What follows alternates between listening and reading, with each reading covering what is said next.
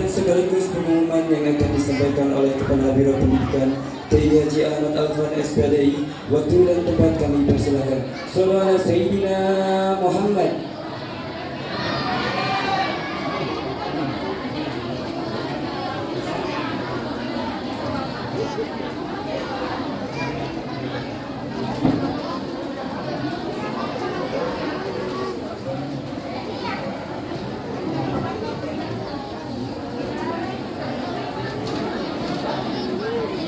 Bismillahirrahmanirrahim. Assalamualaikum warahmatullahi ta'ala wabarakatuh.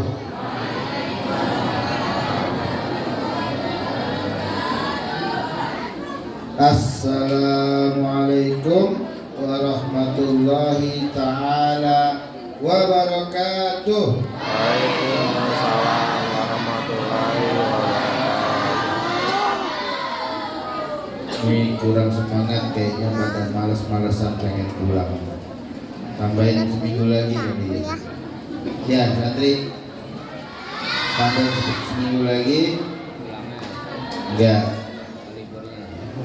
Al-Mukarram wal Muhtaram Muhibbi Ruhina Ra'isul Ma'had ala madhabi ahli sunnah wal jamaah Kiai Al-Hadi Zaki Burhanuddin Malik amtanallah bituli hayatih wa nafa'na bi ulumih wa yasfihi shifaan ajilan la yugadiruhu saqaman wala ilana. Kita berdoa semoga beliau segera disembuhkan dari segala penyakit yang diderita dan bisa berkumpul lagi dengan kita semua, amin ya rabbal alamin. Kemudian Al-Mukarram wal Muhtaram Kiai Haji Ivan Fahmi Idris, Kiai Haji Hidayatullah, Kiai Haji Syamsul Rijal, Al-Ustadzah Al-Hajah Siti Nabila, Al-Ustadzah Yayat Subhaiti, serta para guru-guru di pesantren Al-Mas Wajah, dan juga tidak lupa bapak-bapak dan ibu-ibu wali santri pesantren Al-Mas Wajah. Semoga kita semua selalu dalam lindungan Allah Subhanahu wa ta'ala. Bapak-bapak dan ibu sekalian, saya ini gembira, sedih, takut, cemas, tapi juga berharap. Apa isi pikiran kita yang sekarang ini biasanya bercampur, yaitu kan ya, selama setengah tahun melarang orang tua tidak ketemu dengan orang tua, tidak ketemu dengan wali murid, itu bukan perkara yang mudah, bukan perkara yang enak. Kenapa? Ya karena pada dasarnya saya sendiri masih ketemu orang. Beberapa orang datang ke rumah saya bertamu, ya ditolak ya juga nggak bisa. Di gerbang atas kalau sudah dibilang mau ketemu Ustadz Alfan, ya siapa yang mau lari?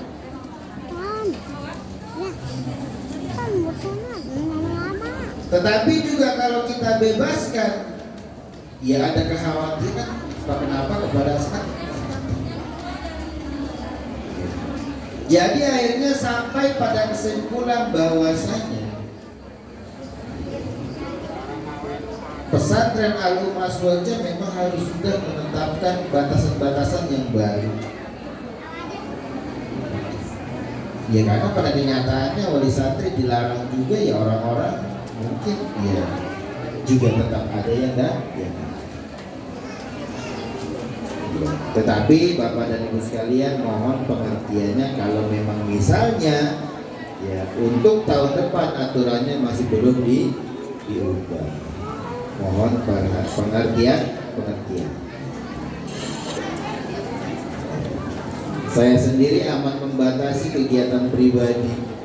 Insya Allah saya kemanapun itu dalam rangka kegiatan yang lebih bersifat fungsi saya sebagai pimpinan pondok, fungsi saya sebagai pengasuh pondok, baik fungsi sosial maupun fungsi ya kultural dan lain sebagainya. Dan untuk corona ini, saya juga melihat banyak orang tua yang akhirnya merasa kelelahan secara fisik, ya, juga kelelahan secara mental. Jadi gini Bapak dan Ibu sekalian, mohon maaf. 2 bulan pertama, ya, saya terus terang merasa sangat takut bahwasanya corona ini akan menjadi sesuatu yang amat tidak terkendali.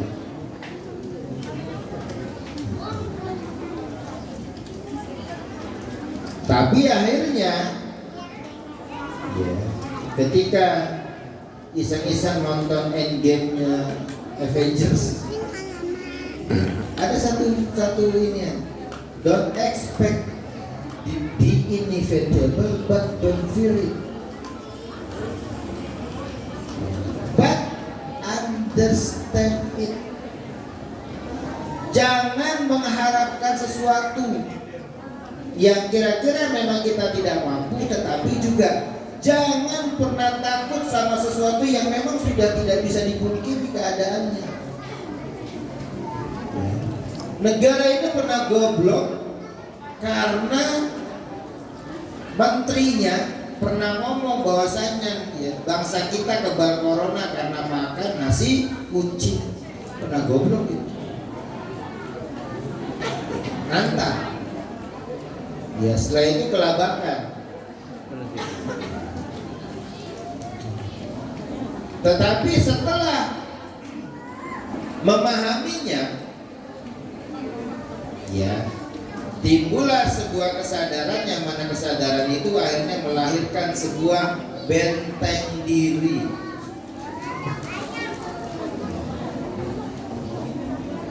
Karena kalau misalnya kesadaran ini tidak ditumbuhkan, tidak akan ada benteng diri. Jadi gini Bapak dan Ibu sekalian, intinya gini dah dalam bahasa awamnya, jangan nantang tapi juga jangan takut. Ya. Jangan sekali-kali nantang. Anak kebal corona, jangan nantang. Cuma juga jangan takut. Ibu-ibu, bapak-bapak pasti takut nih. Ya Allah, ya. Ke depan gimana ini corona? Apakah saya masih bisa bertahan? Padahal udah Allah kasih tuh setahun, ternyata kita bisa juga bertahan. Corona 1 tahun ini yang punya mobil nambah juga tetap ada. Yang jadi belangsak gak ada corona juga tetap ada. Jadi tugas kita semua pertama adalah paham apa itu corona.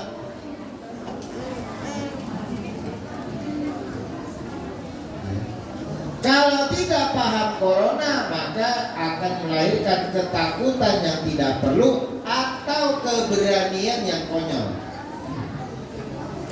Udah tahu itu rumah sakit, masuk rumah sakit dengan gaya, ya, masuk rumah sakit semua kursi rumah sakit di pelap-pelap disapuin ke muka.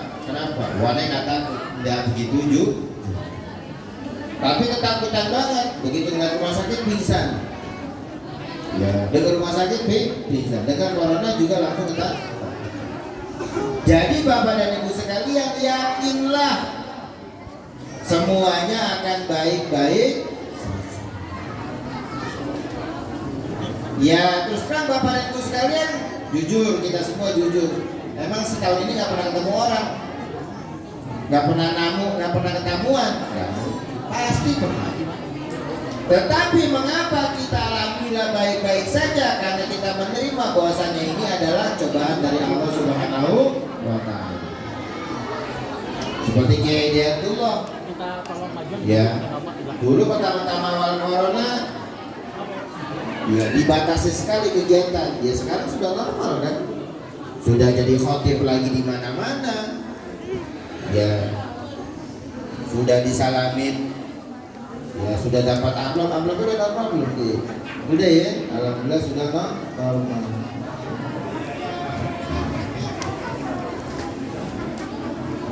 Jadi apapun yang dirasakan oleh Bapak dan Ibu sekalian belum normal, bukan karena corona, tapi memang lagi berkurang saja, diatur oleh Allah Subhanahu wa Ta'ala. Saat semenjak corona dagang susah. Iya karena kita yakinnya corona membuat dagang kita susah.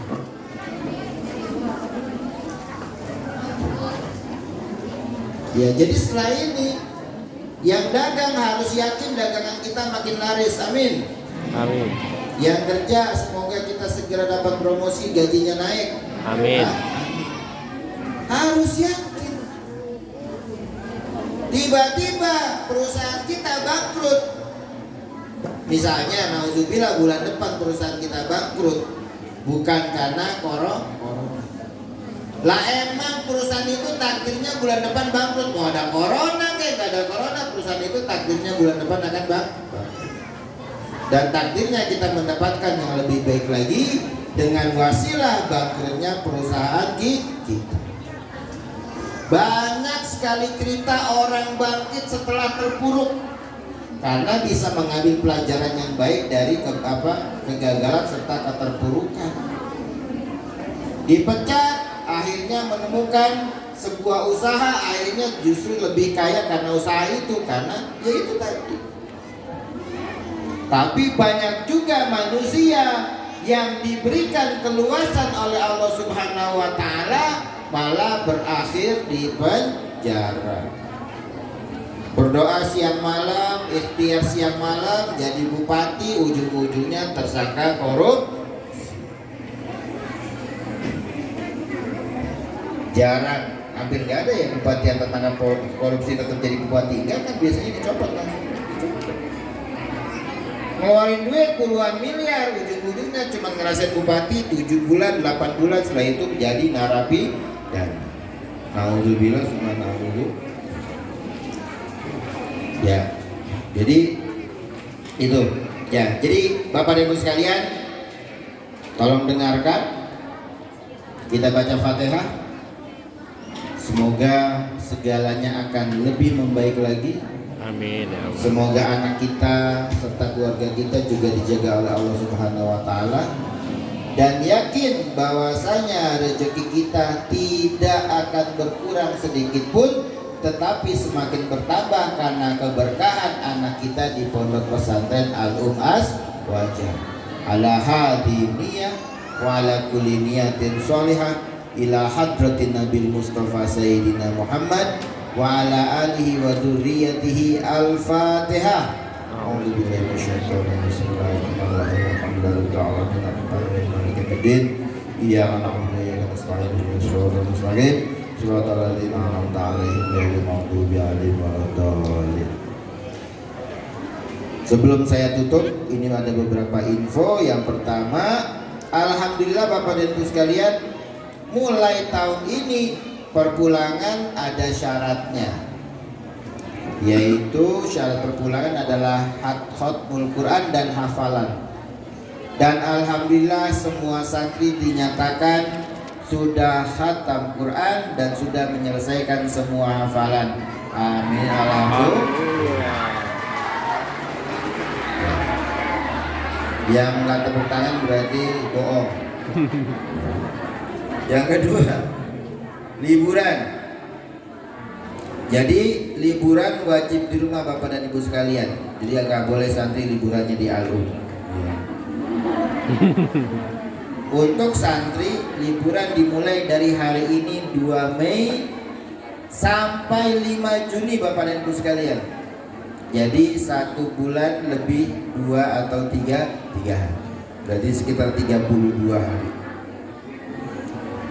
Kemudian untuk pengurus Opal, liburannya dimulai besok, yaitu 3 Mei sampai dan kembali sehari lebih awal, yaitu 4 Juni 2021. Ya, jadi pengurus Opal bukannya lebih panjang tapi lebih pendek. Lebih pendek 2 hari ya. Kelas 12 lebih pendek lagi, pulangnya lusa 4 Mei dan kembali 3 Juni 2021 karena sesuai dengan kembalinya para guru. Jadi kembali lagi sudah dalam posisi sebagai ya, udah belum ya? Oh belum masih santri karena wisudanya setelah itu. Dan setelah ini, setelah sholat maghrib Bapak dan Ibu sekalian, tolong ambil surat izin dan jurnal. Ya, tolong ambil surat izin dan jurnal. Barangkali memang surat izin itu bisa dipakai kalau melewati perbatasan kabupaten, mungkin ke perbatasan Jawa Barat, karena kita dianggap memang anak ini sedang liburan dan sedang menuju rumahnya. Ya, tapi jangan dipakai buat bohong, rumah Jakarta, mau ke Cirebon, bilang rumahnya di Cirebon, ya, itu. Kecuali polisinya percaya. Kemudian jurnal liburan wajib diisi setiap harinya. Untuk kelas 12, kelas 6 wisuda dilaksanakan 8 Juni 2021. Jadi mereka datang 3 Juni, latihan selama 4 hari, setelah itu tanggal 8 mereka sudah akan melaksanakan wisuda. Ujian kenaikan kelas diundur menjadi 12 sampai 25 Juni. Jadi liburnya nggak dipotong-potong sama ujian, tapi nanti ujiannya nanti setelah itu masuk pondok dan langsung ujian. Kemudian ziarah. Alhamdulillah untuk pertama kalinya ziarah pesantren Al-Umas Wajah akan dilaksanakan ke Sumatera.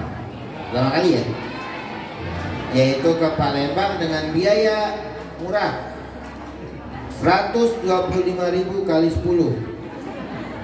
atau 1,250.000.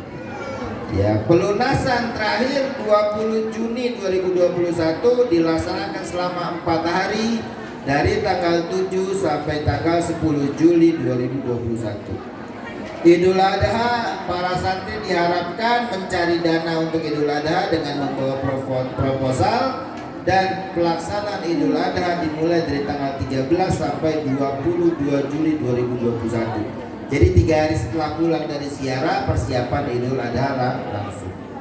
Adapun untuk penerimaan santri baru, insya Allah gelombang kedua sudah dibuka sampai tanggal 15 Mei 2021 dan mendapatkan potongan biaya sebesar 1 juta. Adapun gelombang ketiga 17 Mei sampai 30 Juni 2021 tidak mendapatkan potongan apapun. Kuota SMP dan SMA insya Allah masih tersedia. Dan terakhir, selama pandemi ini sudah ditetapkan bahwasanya hukuman santri yang kabur ditambah menjadi denda, yang dendanya dipergunakan untuk menutup akses kabur. Jadi misalnya aksesnya tembok bisa dia lompatin, maka dendanya itu buat nambahin tembok itu. Dia naikin lagi, nanti temboknya makin tinggi. Itu saja yang dapat saya sampaikan. Sebaiknya ada beberapa cara yang belum dilaksanakan.